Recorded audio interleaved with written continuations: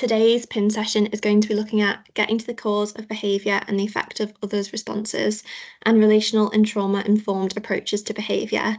We're expecting that the session will probably be just under an hour with the opportunity for questions and answers at the end. I didn't know if just before we started, I know Charlotte gave us a little bit of an introduction, but just to introduce ourselves. So my name is Catherine Bridge-Harrington and I am a Year 2 trainee educational psychologist on placement with Knowsley Council.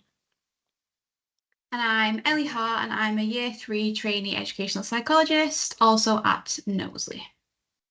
Hi, I'm Leon Rustang. I'm also a Year 2 trainee educational psychologist at Knowsley. Thank you. So today's session is going to cover a variety of topics around behaviour and relational approaches. Our aims are for you to leave today with a better understanding of what we mean about behaviour, identifying how we might see different types of behaviour in school, an understanding of behaviour as a form of communication, and therefore being able to develop a better understanding of where behaviour may have come from, and then finally reflecting on how we may respond to behaviours and then the impact that they may have. So following on from what Charlotte was saying, we just had a few general housekeeping and disclaimers ourselves. As the session is virtual, like Charlotte mentioned, it'd be great if microphones could be kept off during the presentation. Either Ellie or Liam will be looking at the chat for like any messages that come through, so anything like that will be monitored. And we're going to make sure, as I said, that at the very end of the presentation that there'll be time for questions and answers. So if there are questions that sort of come to mind during the presentation, please add these into the chat box and we'll come back to them at the end.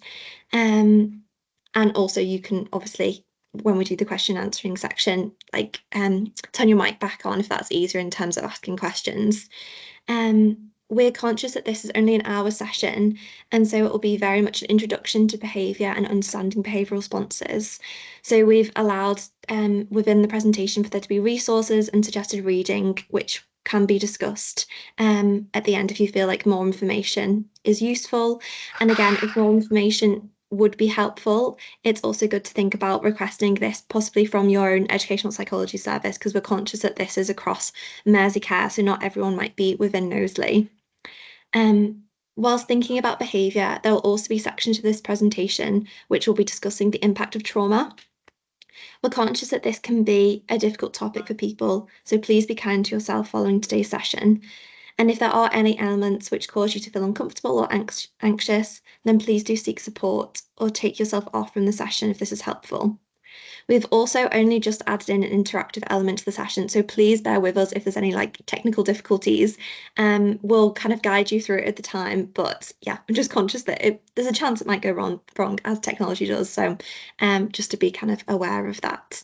So I'll now pass you on to Leon. He'll give you an overview of what is behaviour. So what is behaviour? It's generally thought of as a person's perceived reactions to their environment and the conditions within that environment. So behaviour is a broad term encompassing any observable action or reaction. This includes not only overt physical actions like walking, talking or eating, but also internal mental processes such as thinking, feeling and perceiving. Behaviour is shaped by a complex interplay of biological, psychological and social factors. It's important to note that behaviour can be influenced by both conscious and unconscious factors. So conscious factors are deliberate actions that we choose to perform, while unconscious behaviours are automatic responses that occur without our awareness. Okay, next slide, please.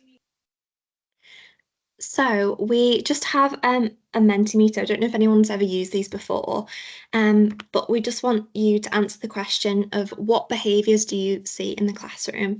So you can either access this through scanning the QR code with your phone, or if you go onto the website menti.com and then using the code 61407002, and just we want you to kind of compile or have a little bit of think about some of the behaviours that you're noticing within your classroom. And then hopefully it should come up as a word cloud if it all works smoothly. But as I said, it might not. And if that happens, then you can just, like if you're finding it difficult to access the Mentimeter, then you can add these into the chat instead. So we're going to give you probably just about a minute or so to begin this process. Ah, perfect. Okay, it's working.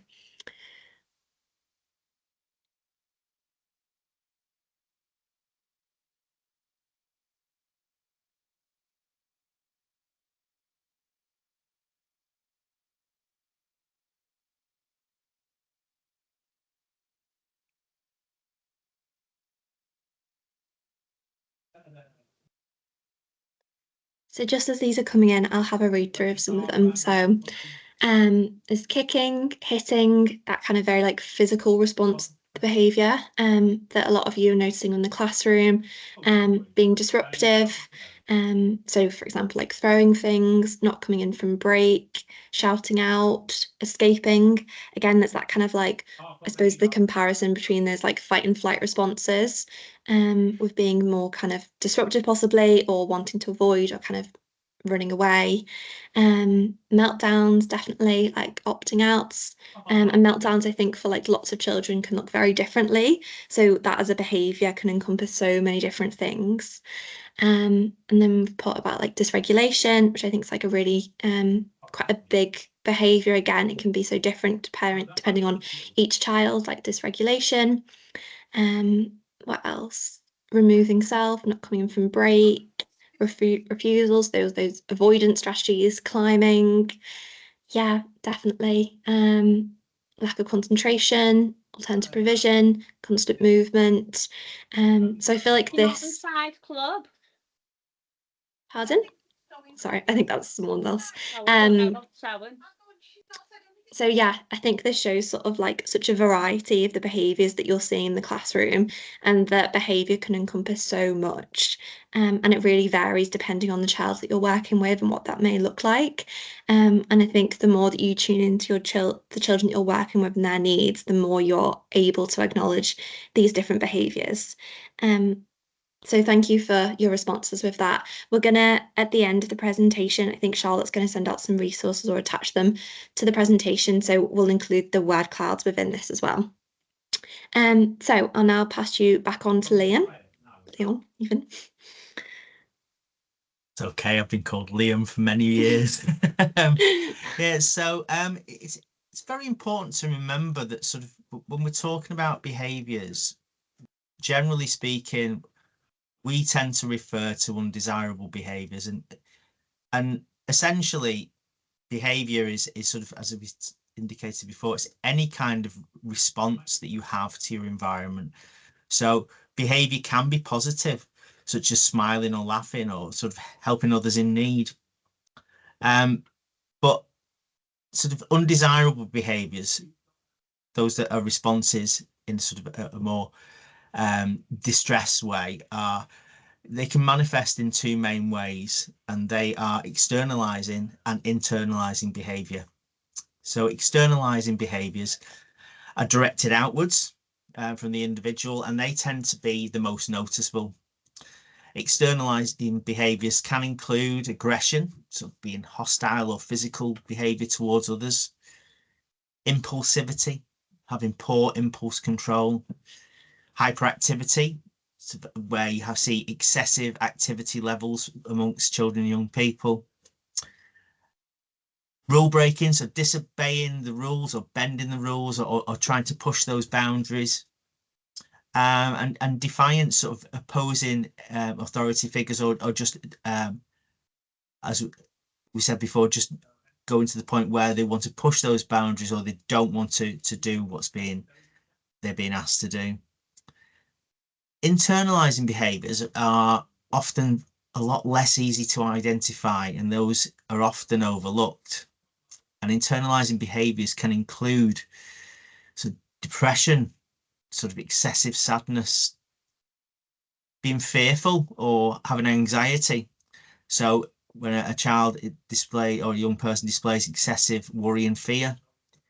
Somatization, where basically the feelings are internalized into physical complaints. So they can manifest as headaches or stomach aches.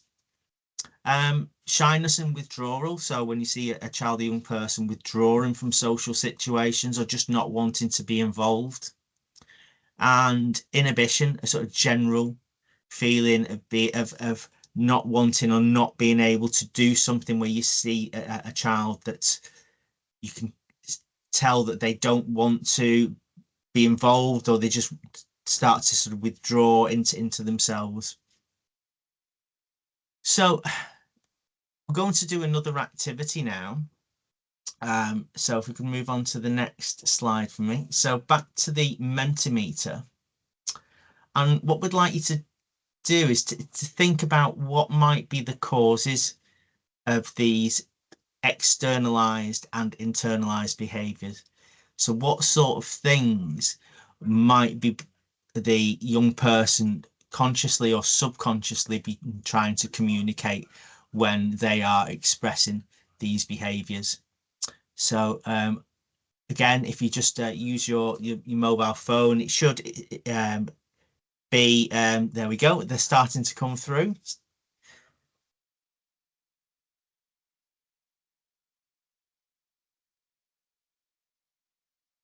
So yeah, we're getting some things through there, so we can see sort of distress and anxiety. So obviously they quite often can manifest as externalized or internalized behaviors.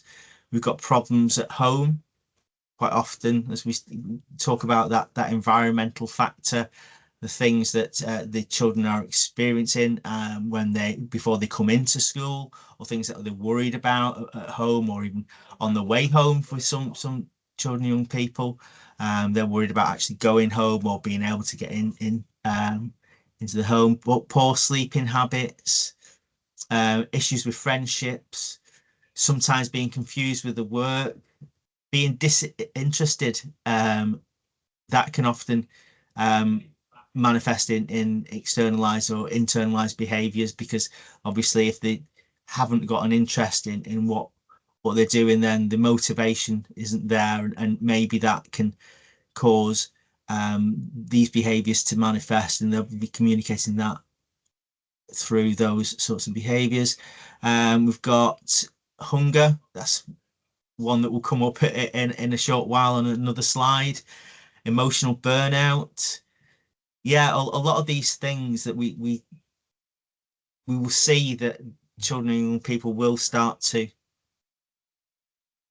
internalize a lot of these behaviors, and then because they're unable to understand or be able to communicate, sometimes they will, as I said, they will internalize or they will externalize those behaviors that are lashing out or causing disruption within the classroom. Okay, so there's plenty there. So I'm going to move on to the next slide. So what can cause these behaviors? Well, a lot of those things that we've just talked about are very relevant and come up here. So we've summarized this as unmet needs, communication, trauma and diversity, social learning, so learnt behavior, so the essentially behaviors that they are demonstrating could be just things that they've learned from their environment, and the environmental conditions, so the circumstances that those children and young people are experiencing at the time. But as we put at the bottom there, behavior is complex. So more often than not, it is a result of a combination of these. So the causes of behavior are multifaceted and often involve a complex interplay of biological, psychological, and environmental factors. Psychological factors such as thoughts, emotions, and beliefs play a crucial role in shaping behavior. Cognitive processes like your attention, memory, decision making, influence how we perceive and interpret the world around us, which can lead us to sort of different behavioral responses. Emotional states such as anger, fear, or happiness can motivate specific behaviors as we seek to regulate our emotions and achieve desired outcomes. Learned behaviors can become habitual and automatic, influencing our responses to various different stimuli. And environmental factors, including social, cultural, and physical influences, can significantly shape behaviour. So social interactions with family, friends, and peers can teach us the norms and values and expectations which can influence our behaviour. Cultural norms and values can also shape our beliefs, attitudes, and behaviours. And the physical environment, such as our homes, workplaces, communities, and also impact on behaviour. For example, a cluttered, chaotic environment might lead to feelings of stress and anxiety, which can affect our behaviour. Negative behaviour in children at school can stem from a variety of psychological factors. One common cause is difficulty regulating emotions. Children may struggle to manage frustration, anger, or sadness, leading to outbursts or negative behaviour. This can be exasperated by underlying emotional difficulties. Another factor is a lack of social skills. Children may not know how to effectively communicate their needs or resolve conflicts, leading to misunderstandings and negative interactions with their peers. This can be particularly challenging for children with social anxiety or those who have experienced social isolation. Additionally, negative behaviours can be a response to underlying learning difficulties or academic struggles. Children who feel overwhelmed or frustrated by their schoolwork can act out to cope with these challenges.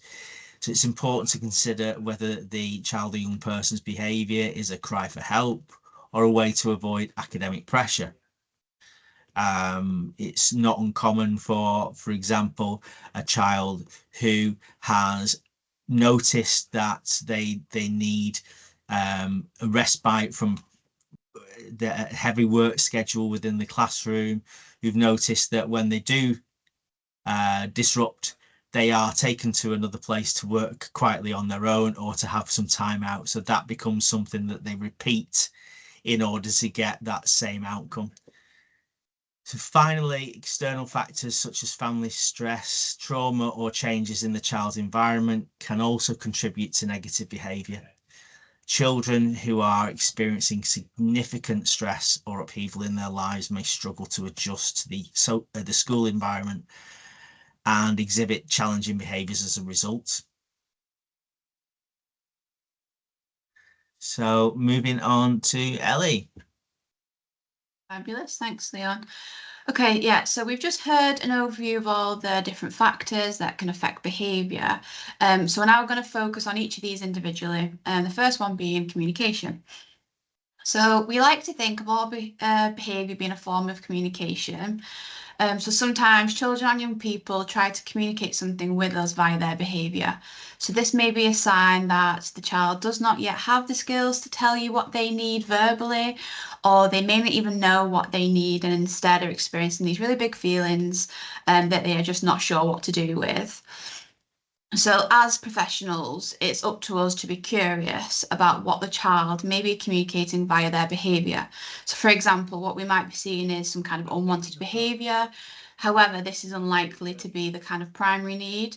And instead, there may be something underneath, like an unmet need under the surface that is being communicated through the child's behaviour, making then the behaviour possibly the secondary need. So using the iceberg analogy you can see on screen, we can see at the top of the surface the behaviours that we may see, and then underneath are all the feelings, the emotions, and the needs that are driving the behaviour. So thinking curiously about the behaviour allows us to respond to children as if we were responding to those hidden needs rather than the big behaviours we might be seeing. So obviously with needs must be understood and met in a compassionate and informed way rather than seeking to manage and contain these behaviours alone. It also allows us as professionals to consider the context surrounding the child, such as things like the family dynamics, what they may have experienced that morning before coming into the school, and just some helpful questions that I've added just to think about when we are presented with these necessarily like these unwanted behaviours, is to kind of think like, what are they trying to tell me? What do they need? And how can I help them? Next slide, please. Okay, so another way that behaviour can be impacted is through experiencing adversity and trauma. Now, it's really important to highlight that trauma itself is extremely complex. There are many different types and definitions, and this is obviously just a brief summary, an overview, and it's certainly not an extensive kind of detailed description. But as a summary, trauma can be described as an emotional response to a very stressful, frightening, or distressing event. Some professionals state that trauma is what happens to you. It's not what happens to you, but it's what happens inside you, meaning it's your body's response to an event. So trauma can be experienced, it can be witnessed, and it can be confronted with, and can include things like racism, generational trauma, community violence, and many more. So trauma can be a single event, or it can be sustained periods of toxic stress over days, weeks, even years. Thinking about developmental trauma in particular, this is an intense, prolonged stress response to negative events that occur during pregnancy and childhood. So early trauma can arise from things that shouldn't have happened, such as abuse, and from things that didn't happen that should have. So things like neglect, where physical and emotional needs are not met. So adversity during childhood impacts on typical development. And the age of the child when the traumas occur also influences the impact on their later well-being. So, for example, adversity, stress, and loss in the first 8 weeks of a baby's life has the most influence over their later well-being. So the impact of trauma on typical development can include things like difficulties with sensory development, attachment, emotional and behaviour regulation, cognition and learning, and self-concept and identity, so how the child feels about themselves.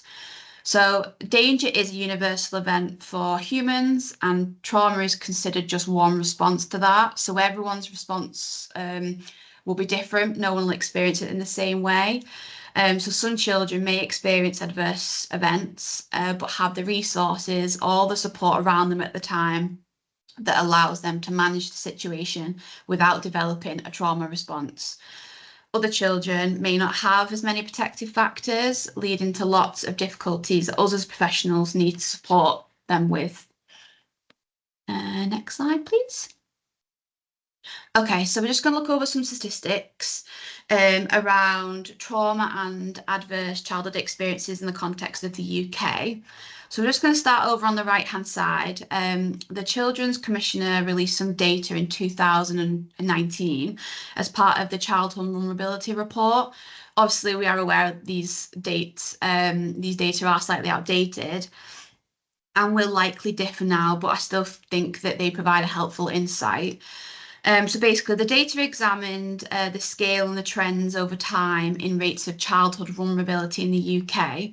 So the map that you can see highlights the estimated proportions of children living in households where there are multiple risk factors. So I've captured specifically like the areas that are relevant to us and our local authorities. The lighter colour represents a higher percentage of risk. So these are where the most vulnerable areas are. The risk factors that they consider was things like alcohol, substance misuse, domestic violence, mental health problems. And these factors in particular have been shown to put children at notably greater risk of immediate harm, as well as having a detrimental impact on their later life outcomes. So just above the map, there's just a little diagram there that just highlights that across a class of 30 children, 6 of those children are growing up at risk due to family circumstances. Out of those 6, 2 are living in a house where domestic violence or abuse is present, and 4 of the children are living in a household where there may be domestic violence, substance misuse, severe mental health problems, kind of a mixture of them all. So it just brings it, I guess, to the context of, I guess, those working in classrooms, how prevalent it actually is. So moving over to the left-hand side now, so the data from the NSPCC highlights that on average, 62 children a day are referred to agencies to investigate things like abuse and neglect. And over 66% of the cases referred to children's services and the police were made about children 9 and under, so we're thinking about the primary age children.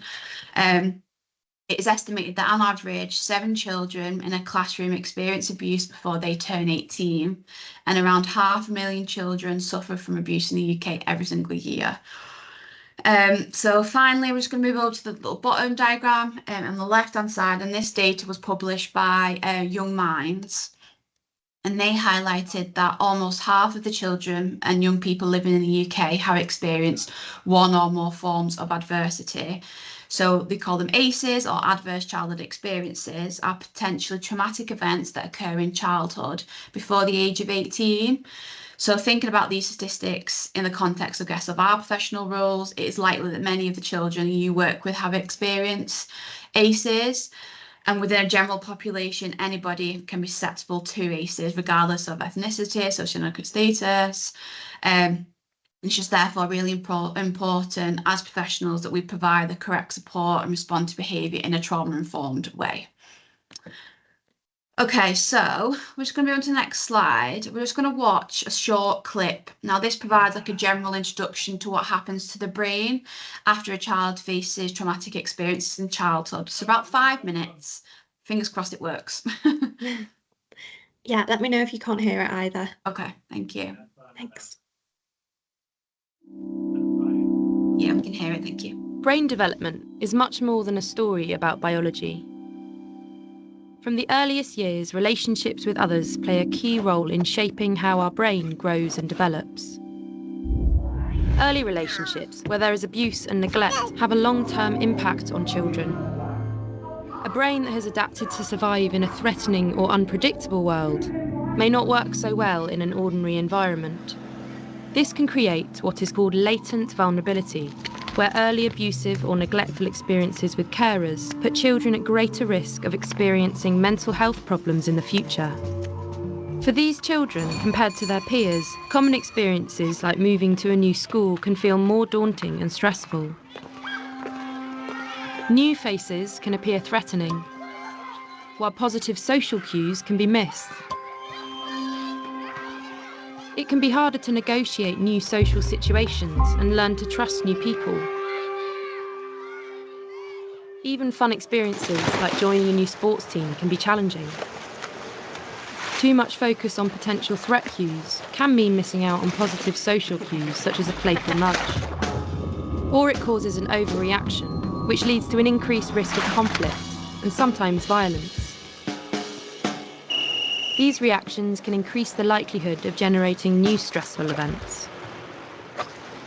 It's harder to deal with everyday challenges when you feel unconfident and anxious inside, and harder to build and maintain relationships.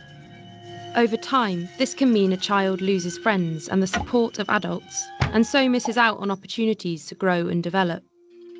This social thinning can increase the risk of mental health problems in the future. Neuroscience research is beginning to shed new light on how vulnerability unfolds over a child's life. All children need care and stimulation from adults who value them and who show them attention and love. These experiences shape a child's brain development. When children face traumatic experiences like abuse and neglect, their brain adapts to help them cope. We know of changes in 3 different brain systems: the reward, memory, and threat systems. Experiences of domestic violence or physical abuse can lead to hypervigilance, where the brain reacts more to threat. This might help a child stay safe in an early adverse environment, but it can cause problems in more ordinary environments. Hypervigilance can best be understood as a pattern of adaptation rather than a sign of damage. Abuse and neglect can also mean a world where a child's basic needs for care and attention are not met. This can shape the brain's reward system, the part of the brain that helps us learn about positive aspects of our environment and motivates our behaviour. Over time, the brain's reward system can learn to respond differently to things like positive social cues. Neuroscience studies have also pointed to changes in the autobiographical memory system, our memory of everyday past experiences. Following trauma, negative memories appear to become more salient, which means they become more prominent than positive ones. And everyday memories can also become less detailed. This is a problem because we need to draw on past experiences to help us deal with new social situations. Neuroscience research is showing how childhood trauma can create latent vulnerability, increasing the risk of later mental health problems like anxiety and depression. This vulnerability is not just located in the child, but arises through their relationships. Helping children who have experienced trauma still requires ordinary boundaries and consequences, but it also requires us to step back and reflect and see behaviour that we find challenging in a different light. A child may simply be doing their best to survive now, with brain adaptations from the past. We know a child's brain has the capacity to continue to adapt. For this to happen, they need our help to build and maintain trusted relationships, manage everyday stresses, and prevent new ones from happening. We need to encourage them to try again and believe things can be different. This is far from an easy task and takes time. Science is helping reframe our understanding of childhood trauma. Seeing children's behaviour in a new light can mean we respond differently. But there is much still to learn. Working together, we can develop more effective approaches that promote resilience and recovery. We can help children build trusting relationships and create opportunities for their brains to adapt in new ways.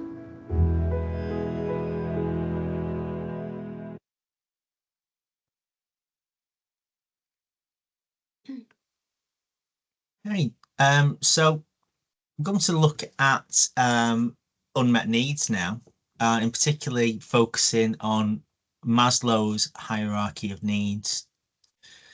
So as you can see from the little pyramid, there are several levels of need that are built on top of each other. So Maslow's hierarchy of needs provides a framework for understanding how unmet needs can hinder a child's ability to succeed in the classroom. When their basic needs like the food, the water, shelter, safety are not met, a child or young person's focus shifts from learning to survival. So this can lead to difficulty concentrating, fatigue, and increased anxiety, making it challenging to engage in academic tasks. If a child feels unsafe or insecure, their attention may be diverted towards self-protection rather than learning. This can manifest in various ways, such as avoidance behaviours, aggression, or withdrawal. Additionally, a lack of belonging and love can negatively impact a child's self-esteem and motivation, hindering their ability to form positive relationships with peers and teachers, which are essential for academic success. Once the lower level needs are met, a child can focus on higher level needs such as esteem and self-actualization. However, if a child or young person struggles with feelings of inadequacy or lack of recognition, their motivation to learn can diminish. A supportive and encouraging classroom environment can help meet these needs and foster a positive learning experience. So by understanding and addressing these underlying needs, educators can create a more inclusive and effective learning environment for all students and children and young people. If our basic needs are not met, we are unable to function on several levels. The impact of unmet needs for a child or young person regarding learning are in terms of their psychological needs. Children and young people who are hungry or tired may not be able to concentrate at the required level to engage with the learning. In terms of the safety needs, children and young people, they need to feel safe. This can include sort of protection from hazards, from bullying, also from harm caused by sensory overload. Belongingness, children and young people need to feel a sense of belonging and community. Often, children and young people's social and communication difficulties can impact on their ability to feel part of a group. In terms of esteem, children and young people need to feel that they can achieve and that their strengths are recognised. And that would lead them to the level of self-actualization. So by being involved in setting their own goals and their own challenges, they can become aware of what helps them to achieve and what sort of things they need to help them to achieve these goals. And back to Catherine. Thank you. So following from what Liam was just discussing, one theory that we can also use to help us understand behaviour and the functions behind behaviour is through the neurosequential model of brain development, and this was touched on lightly within the video. The basic premise is that the human brain develops three key areas in a bottom-up or sequential method, and this development influences how we see the world, others, and ourselves. During pregnancy and throughout childhood, the brain develops quickly, taking in new experiences which are shaped by interactions, relationships, and the environment. All three regions need to develop well to ensure healthy emotional, social, and cognitive regulation. In this model, the brainstem develops first during pregnancy. This is known as the primitive brain. Its main role is sensory and motor input and survival. The experience of the fetus and newborn can have a significant impact on the functioning and responsiveness of the system. The limbic system is the second area to develop. This includes the amygdala. Its main role is managing emotional and attachment systems. And the last area to develop is the cortical brain. This area is our thinking, learning, and planning brain. And it's worth noting that the prefrontal cortex does not fully develop until our mid to late 20s. To access the cortical thinking brain and the relational limbic brain, the lower region of the brain needs to be regulated. When faced with a threat, our brain relies on this brainstem primitive brain. There is no time to think rationally, as the focus is on keeping us safe. If a child has limited experiences of being in an environment which is safe or without a nurturing adult, it can impact their brain development and how they then consequently can manage situations. With that in mind, another way that we can think about our internal emotional states is by using the idea of the window of tolerance. This idea suggests that we all have a zone within which we are capable of functioning and remaining emotionally stable, and we can think of that as a window of tolerance. When we're in this window, we can manage to get through life without becoming too stressed, and we can manage some difficult experiences and keep ourselves on track. We might feel a bit stressed, but it's not too much. We can adjust when things go slightly wrong or not to plan. However, when the demands on us are too great and we can't manage anymore, we come out of this window. We then may start to feel stressed and anxious all the time, or we can go into a shutdown. We go out of our window of tolerance and we then stop processing information in the way that we normally would. This is because the survival part of our brain is taking over. When your body is highly aroused and you're outside of your window of tolerance, it's more likely that you will feel threatened by things which usually might not make you feel under threat. You can cope with less because you're already outside what you can manage. The events that bring someone out of the window can accumulate. So it could be one big event, or it could be lots of small stressful events all combining. When it's lots of small events, it's often hard for people to understand why a person got so upset over something so apparently minor. You might say, but nothing happened. But that's because you've not been able to notice all the lead up. And I think this is really crucial within school settings, especially when we notice young people going from what we might see as 0 to 100, and it's just one small event that's happened, but actually it's thinking about what's happened before that and what has been the lead up to that. And next we're going back to Leon. It's looking at social learning theory. Yeah, so we mentioned before about behaviours being learned from the people that surround children and young people. So social learning theory was developed by Albert Bandura and provides a valuable framework for understanding how children learn behaviours in a social setting. So social learning theory emphasises the role of observational learning, where children acquire new behaviours by observing and imitating others, particularly significant role models like teachers and peers. This theory highlights the importance of modelling, where children pay attention to the person modelling the behaviour and retain the information, and they reproduce that behaviour and are motivated to do so through in reinforcement or self-efficacy.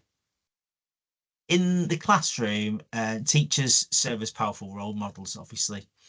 Their behaviour, attitudes and the teaching methods can significantly influence students' learning and behaviour. For instance, if a teacher demonstrates patience and kindness, children and young people are more likely to adopt similar behaviours. Conversely, if a teacher exhibits aggressive or disrespectful behaviour, children and young people may imitate these actions, leading to negative consequences.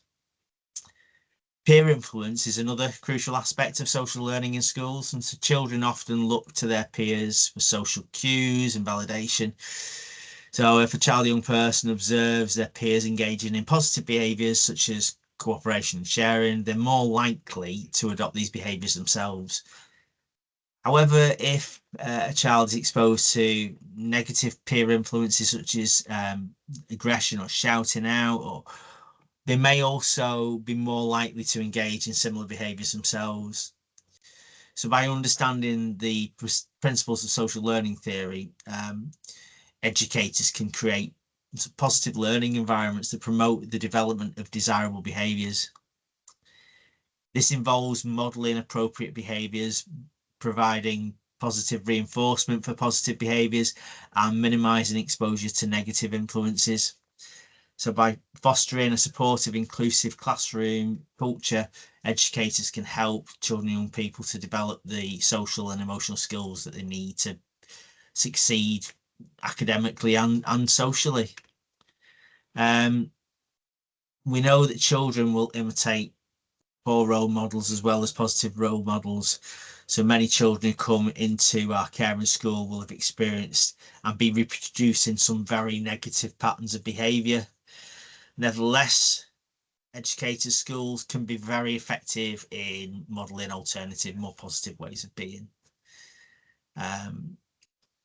And so over to Ellie to lead us through what will be another activity. I'm talking my mic off, sorry. So yeah, over to another activity. So we're going to do the same thing again with your QR code. Just want to have a think of how do you currently respond to these behaviours in school? Now, these can be big behaviours, they can be the outward behaviours, same with the internal behaviours, but how are you supporting behaviour in school? So yeah, you can have a scan your QR code and type in a couple of responses and we'll have a look. Yeah, food and drink. That goes back a little bit to like what Leon was saying about the hierarchy of need and the basic needs being met first and recognizing that. So definitely, yeah, modeling, linked to social learning theory.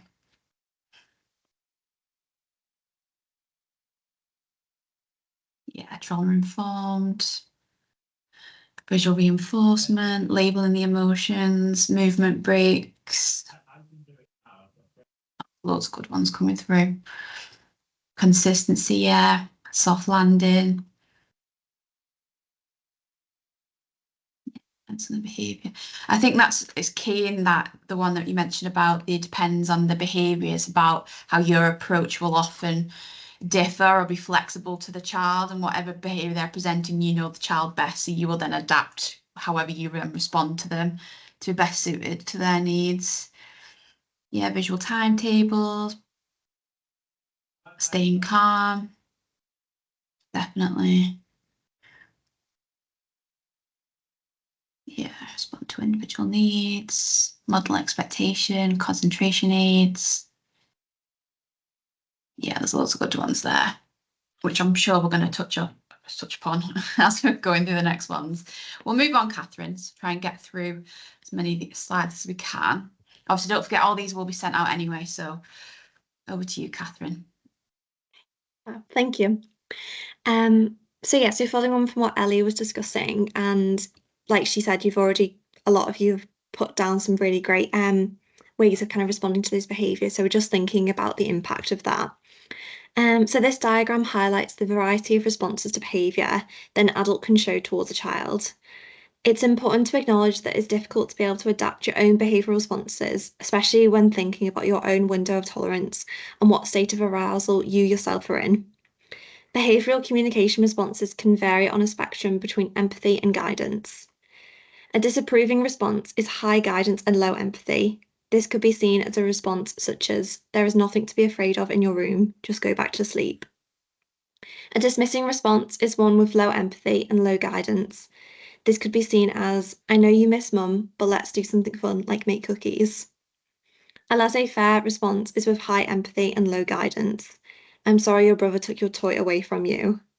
The optimal response is one which is known as emotion coaching.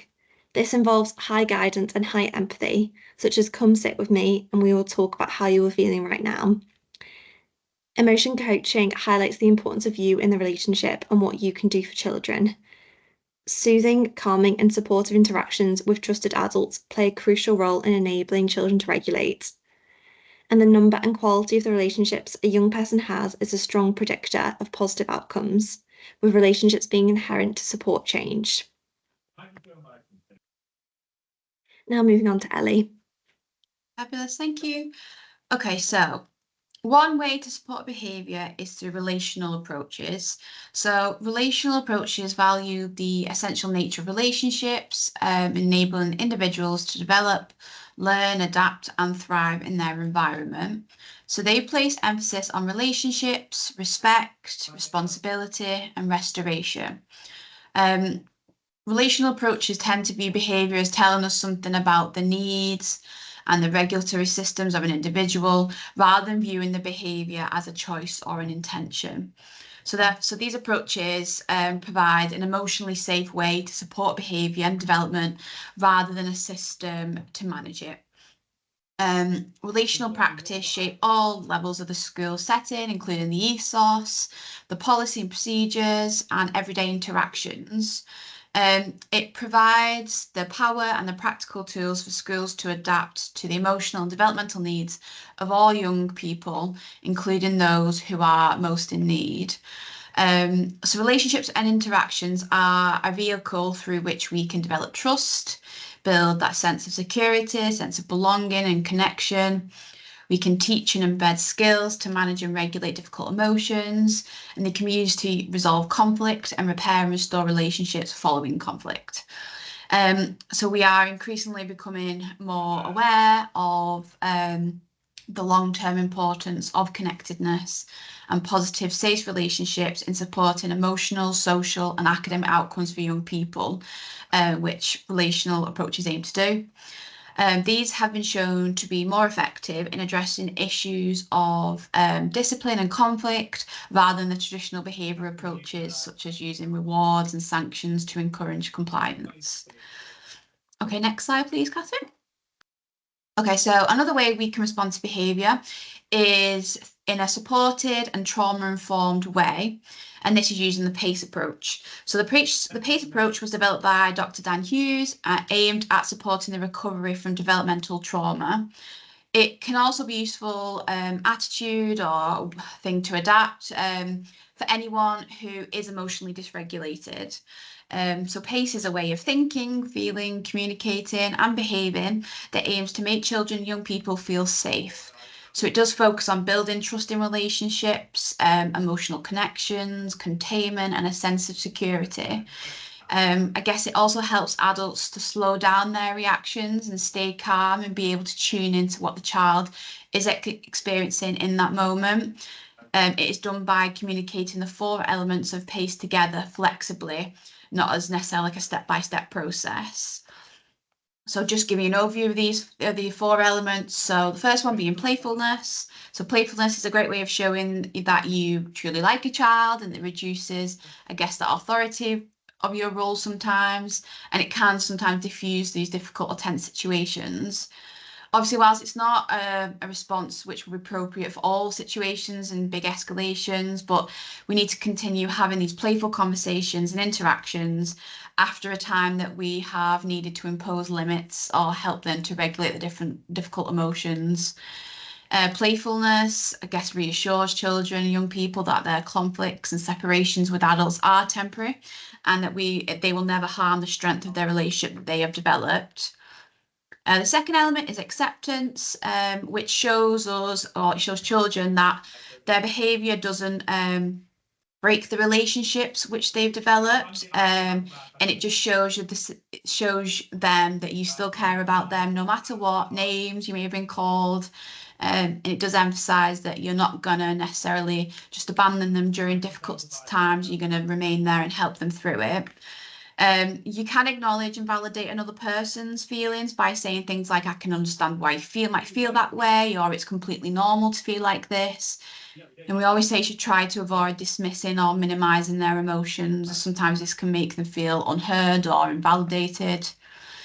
And then moving on to the third one, so curiosity. So as I mentioned in my earlier slides, curiosities encourage us to be curious about the behaviours and support us to reframe behaviours that we are seeing.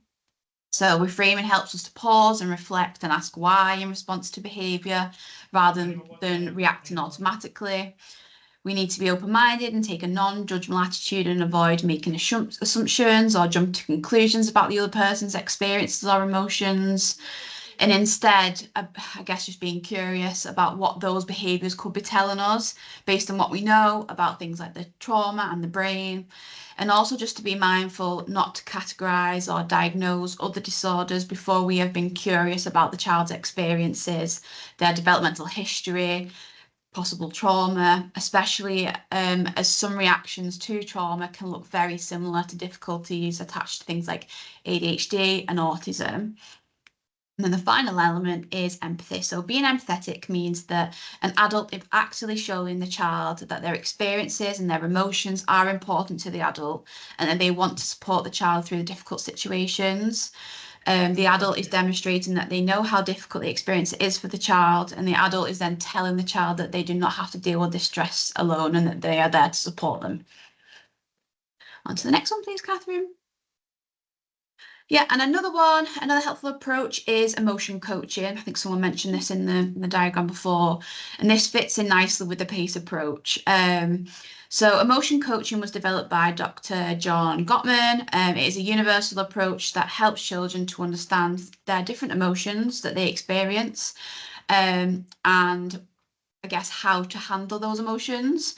It is based on the principle that nurturing and emotionally supportive relationships provide optimal context for the promotion of children's outcomes and resilience. It's also based on the principles of empathy and connectedness before correction. There's lots of little quirky little sayings within emotion coaching as well, which I'll talk through a few of them. But yeah, emotion coaching aims to teach children about the range of emotions we experience in the moment. It gives children strategies to deal with the ups and the downs. It accepts negative emotions as normal with an aim of reducing negative shame cycles. It uses moments of unwanted behaviour as an opportunity for teaching and to learn and to reflect. And it builds trusting and respectful relationships with children. There are 4 main steps. I know I'm whizzing through all of this, but just to give you a brief overview. So the first step is to recognise the child's feelings and empathise with them. So take a minute and pause and be curious as the child why they react in this way. The second step is to validate the feelings and label them. So we accept that all feelings are valid. And in this one, they say like name to tame it. So you're naming the emotion. The third step is to set limits on the behaviour if required. So you are accepting that all feelings are valid, but you're not accepting that all behaviour is okay. And then finally, the final step is to problem solve with the child. So it may not be possible to do this immediately during a peak situation, but to come back to this and talk about how, you might be able to work through this in the future. So now I'm going to pass you on to Catherine finally for the final little bit. Okay, thank you. I'm conscious that we're sort of coming to the end, so I'm gonna whiz through all this. But this is one of the final approaches that we want to speak about today, and this is around regulate, relate, reason. Because all responses are different, we need to meet the child where they are in terms of their development, not basing support and interventions on each experience, but based on what behaviours are triggered by the stress response and belief systems or internal working model of themselves. Regulate, relate, reason then provides a useful structure to support a child. So looking at regulate, when thinking about the child, where are they in terms of their own regulation? Are they at a point where they'll be able to respond to any communication? And what do you need to do to put them in a place that they will be able to reach their own window of tolerance? So this could be like sensory regulation exercises, breathing exercises, or mindfulness. Relate, so that's thinking about how do we connect with the child, how do we help them build their internal working model and trust adults. So this is tuning into them, similar to the PACE model and emotion coaching, and showing empathy. And then the final part of the strategy is reason. So this is making sure that the child, first of all, is regulated enough to be able to reflect and reason about their behaviours, and then being able to communicate this with someone. This could be through cognitive intensive intervention, self-esteem support, and restorative conversations. The crucial element is knowing the child and assessing where they are at to plan appropriate support. We did want to take a little bit of time today to reflect, but we're running out of time. So I think this would be useful to do after the training today if everyone can take a minute to just reflect on what you've learned today. What will be one thing that you do differently following attending today's training? We acknowledge that there has been a lot of information discussed today, and it has been on quite difficult topics and which have possibly been emotive, especially when thinking about the impact of children's behaviours and what they might be communicating. It's important to be able to look after yourself after today's session and when working with children and young people, like we may have discussed. Seeking support from others when appropriate, and also allowing yourself the chance to think about your own window of tolerance and where you are currently. You can't fill from an empty cup, and especially when working in schools, it can be a very demanding job. So it's important to give the time and space for regulating yourself and tuning into your own needs before being able to support a child. We very much acknowledge that the landscape has changed and that the children you're working with may have higher and possibly more complex needs. Therefore, it's even more important to seek support for yourself, identifying your own needs and how they can be supported. So we've just come to the end of our presentation. I know that we've kind of whizzed through the end parts, but we just want to kind of end on this saying, which is that every interaction is an intervention, which I think is a really crucial kind of point to take when we're thinking about behaviour.